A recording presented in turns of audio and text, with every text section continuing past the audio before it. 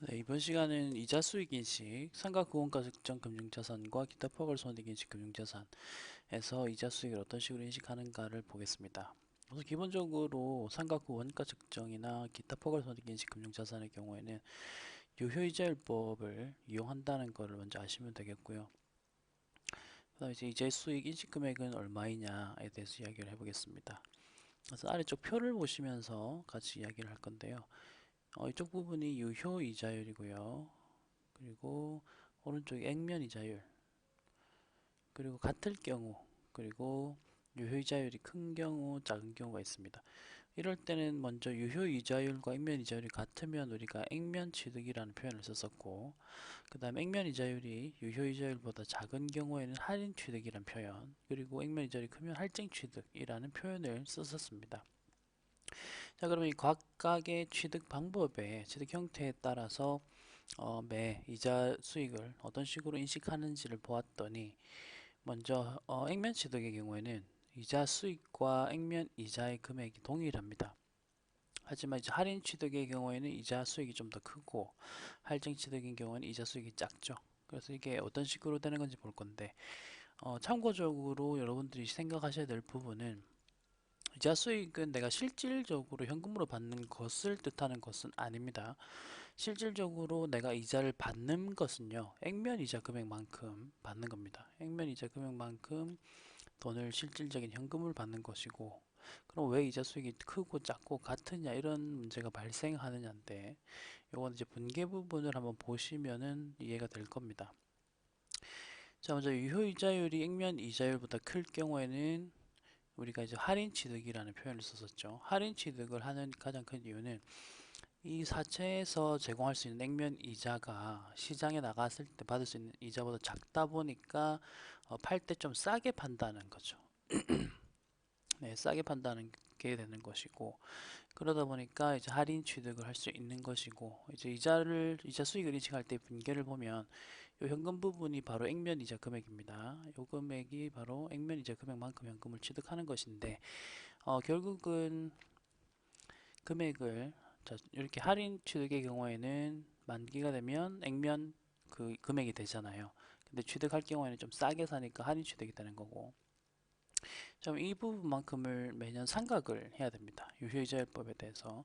그래서 추가적으로 상각을 하다 보니까 그때 나오는 게 바로 상각 공가 측정 금융 자산이라는 자산을 증가시키면서 상각을 매기하는 겁니다. 그래서 요 금액과 실질적으로 받는 액면 이자 금액이 합쳐져서 이자 수익 금액이 나오고 액면 이자보다는 이자 수익이 좀 더 크게 계상이 된다는 뭐 그런 이야기가 되는 것이고, 그럼 유효 이자율이 액면 이자율보다 작을 경우 이때는 이제 할증 취득의 경우인데 이때는 마찬가지입니다. 현금 받는 게 바로 액면 이자고요. 이때는 이제 그림으로 그려보면은 이런 식으로 원금이 형성이 됩니다. 최초에는 할증 취득이니까 좀 비싸게, 원금보다 좀 비싸게 그 사채를 취득했고, 그 다음에 만기가 되면 될수록 결국은 이제 원금의 원래 금액으로 수렴하게끔 우리가 회계 처리를 해야 되다 보니까 이자 수익 인식을 하면서 동시에 상환공과 측정 금융자산을 감소시키는 이런 분기가 되는 겁니다. 그렇기 때문에 이자 수익의 경우에는 실제로 내가 받는 액면 이자 현금보다는 좀 작은 금액이 인식이 된다는 거죠. 자, 이제 이러한 금융자산들을 기말에 평가를 해야 되는데요. 어떤 식으로 평가를 하느냐? 먼저 우리가 삼각 원가 측정, 기타 포괄 두 개를 비교하면서 볼 건데, 우선 삼각 후 원가 측정 금융자산은 기말 평가라는 개념보다는 여기 보시다시피 유효이자율법을 통해서 삼각 후 원가, 그러니까 유효이자율법으로 기말 장부금액이 형성이 되는 겁니다. 하지만 기타 포괄손익인식 금융자산은 기말에 공정가치 평가를 하는 거죠. 그래서 이게 우리 아까 단기 위에서 배웠었던 단기 손익인식 금융자산의 경우도 매 기말마다 평가를 했었잖아요. 그러니까 여러분들이 이제 기억을 하실 부분이 뭐냐 하면은 기타 포괄손익인식 금융자산과 그 다음에 단기 손익인식 금융자산 이 두 가지의 경우는 공정가치를 기준으로 해서 매 기간 말에 평가를 합니다. 자, 근데 이제 평가하는 방식이 비슷하지만 회계 처리 방식이 좀 달라요. 뭐냐면 평가 손익의 경우 지금 기타 포괄 손익 인식 금융자산은 기타 포괄 손익으로 인식을 해야 되고요. 앞에서 배웠었던 단기 손익인식 금융자산의 경우에는 기타 포괄 손익이 아니라 단기 손익, 일반 수익과 일반 비용으로 하는 거예요. 그래서 이제 그 부분이 좀 다르다는 거 한번 기억을 하시고 여러분의 단기 손익과 기타 포괄 손익의 차이는 아시죠? 결국 기타 포괄 손익이라는 거는 나중에 자본으로 넘어가야 되는 자본의 성격을 가지고 있는 손익을 뜻하는 거예요. 자, 그래서 이 예제 9-6번을 보면서 할인자금 삼각표를 한번 계산하면서 아까 방금 말했던 내용에 대한 이해를 한번 해보도록 하겠습니다. 예제 9-6번입니다. 앞에 예제 9-3의 자료를 활용하라고 했기 때문에 9-3번에서 나왔었던 정보를 한번 여기 적어 볼게요. 먼저 액면 금액이 100만원이었습니다. 그 다음에 액면 이자율은 12%였고 그 다음에 매입 금액은 933, 그 다음에 568입니다. 실질적인 그 사채 가격이고 1월 1일 2001년 1월 1일 날 2001년 1월 1일 날 매입을 했고 기간은 총 5년입니다. 만기는 5년짜리였습니다. 만기는 5년 12월 31일. 그리고 이자는 매년 말에 지급을 하고 있고 이때 또 수수료가 발생을 했었네요. 수수료가 2만원이었습니다. 자, 요 자료를 가지고 해서 우리가 볼 건데요. 우선 기본적으로 우리 단기 손익인식 금융자산의 경우에는 수수료 이런 것들을 비용 처리했기 때문에 자산으로 잡지 않았습니다만 지금 보시는 예제는 삼각구 원가 측정 금융자산이기 때문에 요 취득 시 발생했던 직접적인 관련이 있는 요 비용의 경우에는 자산의 취득원가에 가산합니다. 그 부분을 우선 아셔야 되고 우선 유효이자율을 계산하라라고 하고 있기 때문에 한번 계산해 볼 건데 우리가 앞에는 제가 그냥 넘어갔어요. 하지만 이제 이 문제를 풀기 위해서는 유효이자율이라는 걸 계산할 줄 알아야 되니까 방정식을 어떤 식으로 세우는지를 한번 볼게요. 먼저 이 자산의 취득원가를 계산하는 걸 먼저 보시면 최초 매입가액 933568이고요. 그 다음에 거래 수수료까지 해서 실질적으로 내가 지급한 금액은 953568입니다. 이 금액을 주고 매입을 한 거죠. 그러면 이때 유효이자율이 얼마로 계산이 된 것인지를 추정을 해야 되는데 추정하는 이 식을 한번 보시면요. 취득 원가 금액을 953568이라고 이렇게 세팅을 해 놓은 거를 볼 수가 있겠죠. 이게 이제 어떤 식으로 계산된 건지는 아까 위에서 봤었고 그럼 요거를 이용해서 이제 유효이자율이라는 거를 계산을 해야 되는데 우선 여러분들이 예제 9-3번을 문제를 다시 한번 읽어보시면 취득 시점이 나와요. 그래서 그 취득 시점을 보시면은 2002년 12월 말에 취득했다라고 되어 있어요. 2002년 12월 말에 취득했다고 되어 있고 이건 다른 말로 하면은 2003년 1월 1일이 되죠. 그래서 3, 4, 5 이런 식으로 보시면 되고 그럼 내가 취득한 시점은 이 부분입니다. 이 부분이고 자, 그리고 이 사채의 만기 때 금액은 100만원이죠. 그리고 액면이자 매년 내가 현금으로 실질적으로 받는 이자는 다 12만원이라는 것을 알 수가 있고 12만원 이런 식으로 해서 그럼 이제 그 금액을 계산을 해보는 거예요. 이렇게 했을 때 유효이자율이 얼마이냐 라는 걸 계산해 볼 건데 요걸 가지고 계산을 해 보겠습니다. 이게 좀 헷갈리시면 안 되는 게 이 유효이자율 금액과 관련해서 지금 수수료라는 게 묻어 있잖아요. 그렇기 때문에 이런 식을 방정식을 이용해서 그럼 유효이자율이 얼만데 라는 걸 한번 계산을 해보자는 거예요. 유효이자율이 그래서 얼만데 라는 계산을 해볼 겁니다. 먼저 요 원금 100만원을 현재 가치로 땡기려면 3년 동안 앞으로 와야 되죠. 3년을 앞으로 와야 되니까 요 100만원에 대한 그 다음에 이게 3년 동안 현재 가치를 했다. R은 지금 숫자를 그 유효이자율 숫자를 알 수 없으니까 방정식 R로 잡는 거예요. 자, 두 번째, 요 만기 때의 이자 금액 보이시죠? 이 금액의 경우도 3년을 앞으로 당겨와야 되니까 여기 때, 요 시간에 들어있는 거고. 자, 그 다음에 두 번째 요 부분은 요 2라고 되어 있는 거 보이시죠? 2년을 땡겨야 되니까 마지막으로 요 부분 12만원은 1년만 땡기면 되니까 이렇게 되어 있는 거고, 이런 식으로 식을 세우신 다음에 R을 계산하는 건데요. 요걸 이제 뭐 시행착오법이라고 하는데, 일단 뭐 이런 식으로 계산하는구나 정도만 아시기 바랍니다. 이제 기말고사 때 만약에 이런 문제를 낸다면 그냥 유효이자율을 그냥 줄 거예요. 요걸 일일이 뭐 시행착오법을 이용해서 풀고 하면 시간이 많이 걸리니까. 자, 그럼 결론적으로 유효이자율의 금액 그 숫자는, 이자율 숫자는 14%입니다. 요거 기억하시고. 자, 그리고 내가 최초에 취득할 때 인식했던 금액이 9534568입니다. 요거 기억하시면 되고, 그 다음에 요 금액에다가 여러분들이 방금 계산했던 14%를 계산을 하시면 돼요. 이렇게 14%를 곱하시면 돼요. 14% 곱하시면 133499가 나오죠.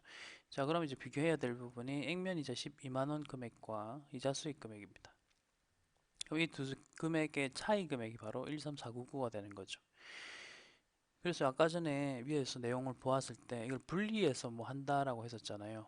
그게 바로 이 부분인 거예요. 이 차변 부분이 되는 거고, 그 다음에 두 개를 합친 금액이 바로 이자 수익이라고 했었잖아요. 그게 바로 이 금액인 거죠. 이자 수익 금액.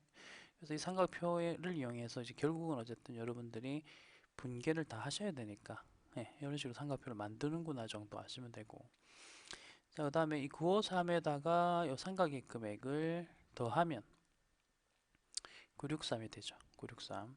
그러니까 할인 취득이다 보니까 취득 금액이 결국은 많기 때문에 원금이 돼야 된다 했잖아요. 여기서는 원금이 100만 원이거든요. 이 100만 원이 되게끔 계속 장부 처리를 해야 되다 보니까 이런 식으로 삼각이라는 과정을 통해서 점점 숫자를 늘려나가고 있는 것을 확인할 수 있을 겁니다. 이렇게. 그 최종적으로 만들죠. 100만 원이라고. 이런 식으로 이제 삼각을 하는 거예요. 처음에는 이렇게 좀 내용이 길고 복잡해 보이긴 하는데요. 우선 여러분들은 이 원리부터 이해하시는 시도를 먼저 하세요. 이해를 먼저 하신 다음에 그 다음에 이제 혼자서 삼각표를 만들어서 이 계산을 이렇게 삼각표를 한번 적어 보는 거 한 번 정도는 해보시는 게 좋아요. 한 번 정도는 이렇게 적어 보시면 되고, 자, 이러한 방식대로 2004년, 2005년도 다 여러분들이 장부 처리를 하실 수가 있습니다. 그리고 이제 분계는 참고적으로 보세요. 이런 식으로 아까 앞에서 배웠던 것들의 삼각표를 만들고 분계가 이런 식으로 진행이 되는구나 라고 아시면 되겠습니다. 자, 그리고 방금까지는 이제 이자를 받을 때 혹은 뭐 이자 수익을 인식하는 방법에 대해서 배웠다면, 이제 기말에 평가하는 거에 대해서 이야기를 할 건데요. 우선 삼각구 원가 측정 금융자산 그리고 기타 포괄손익 인식 금융자산의 경우에는 기말 평가를 두 가지를 해줘야 되는데, 하나는 손상인식이고요, 하나는 공정가치에 대한 이야기를 합니다. 그러다가 공정가치의 경우에는 기타 포괄손익 인식만 한다라고 했었던 거를 기억을 좀 해주시고, 자, 먼저 손상차손부터 해볼게요. 손상 사유가 발생을 하게 된다면 손상차손 인식을 해야 됩니다. 근데 이제 여기서는 기대신용 손실이라고 해서 이것이 발생을 하면 손상을 인식해라 라고 되어 있죠.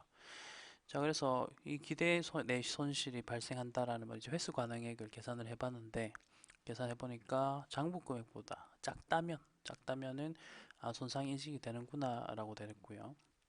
자, 그럼 여기서 회수 가능액을 어떤 식으로 계산하는지를 보겠습니다. 자, 먼저 취득 시점의 유효이자율로 할인한 현재 미래현금 흐름의 현재 가치 요건데요. 할인을 해보는 거예요. 현금 흐름을 할인을 해봤는데 금액이 좀 더 낮다. 그러면 이제 이거 손상으로 인식해야 되는 것이 아니냐인데요. 주의사항은 측정하는 시점, 손상을 측정하는 시점에 유효이자율로 할인을 하시면 안 되고, 우리가 최초에 취득할 때 계산했었던 그 유효이자율로 할인을 하면 된다는 거고요.